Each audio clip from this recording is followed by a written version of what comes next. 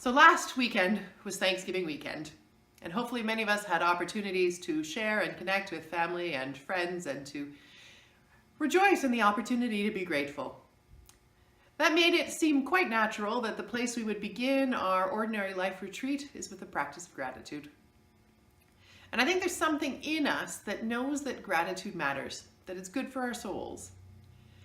It helps us to bring the best of ourselves to the forefront, and it makes us more connected to one another and to the good of the world. There's also a lot of evidence that gratitude is good for us, body, mind, and soul. Diana Butler Bass in her book Grateful, summarizes some of the research about gratitude. She writes, in addition to heart health, gratitude has also been linked to emotional well-being, lower levels of anxiety and depression, decreased panic attacks and phobias, reduced risk of alcoholism and substance abuse, and longevity. Yes, grateful people live longer. Researchers found that thankful people live happier lives as well. They are more attentive to pleasure, experience less envy, are more contented, and retain good memories of the past more easily. Now, all of that, I'm sure, is stuff that most of us want in our lives. And I most recently read an article by the University of California at Berkeley, a link to which I will include in the comments around this video, that talks about how even months later, writing thank you letters has an impact on people's mental health.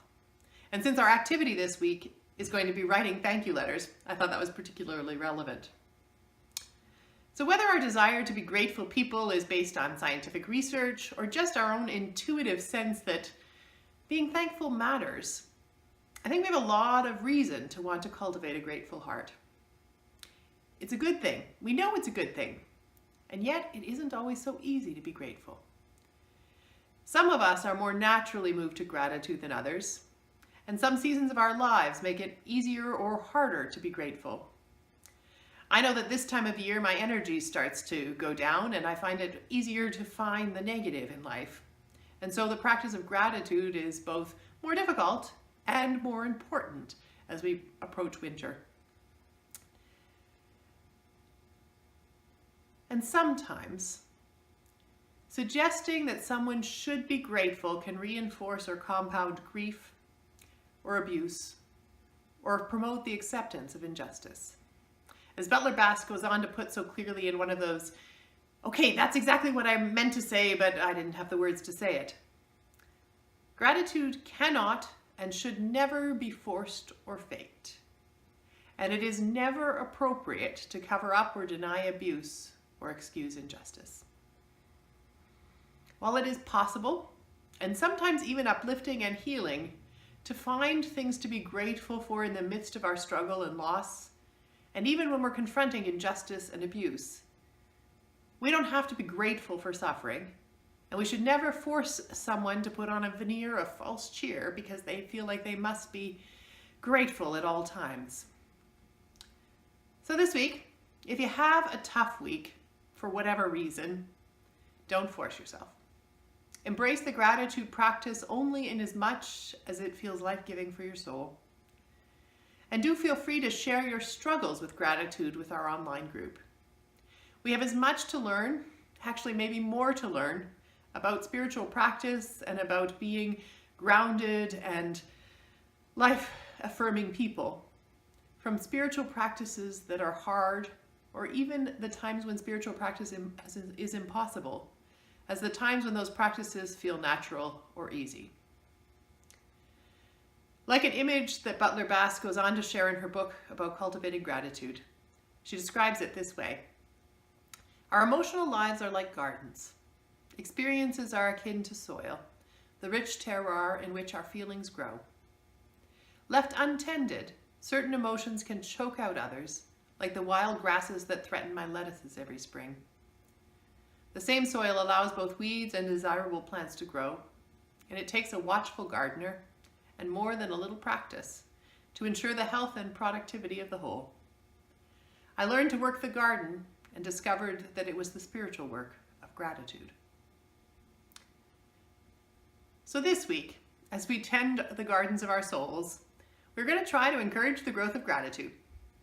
Each day, starting Monday, you will have a suggested daily practice for bringing more awareness to gratitude in daily life. You're encouraged to read the daily reflection each morning and then to carry that intention with you through the day. Later on in the day, you may want to wish to return to the daily reflection and try the journaling question, or share some of your experience with the Facebook group, or reflect on your experiences in whatever way suits you best. The Facebook group will allow us to learn not only from our own experience, but also from the experiences of others, and to offer support and encouragement to one another along the way. At some point during the week, you are invited to engage in a more in-depth weekly challenge. This can happen whenever fits your schedule. There will also be a post in the Facebook group to reflect together on how our daily challenges or our weekly challenges are going. So this week's challenge, as I mentioned earlier, is to write, and if you're able to, send or deliver one or more thank you letters or cards. It might be that you want to take the time to write an in-depth thank you letter to someone who has touched your life in a substantial way. It might be that you want to buy a pack of thank you cards and write thank yous for ordinary, everyday things that people do that have an impact on your life. Things that you wouldn't normally think to be thankful for.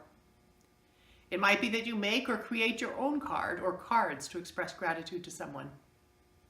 Shape the challenge to meet your needs, but set aside some time this week not just to be grateful, but also to express that gratitude to others. Because gratitude shared grows. I look forward to hearing how that is going. And as we begin, let me begin by expressing my gratitude to all of you for your willingness to embark on this new adventure with me. Thanks for being part of this.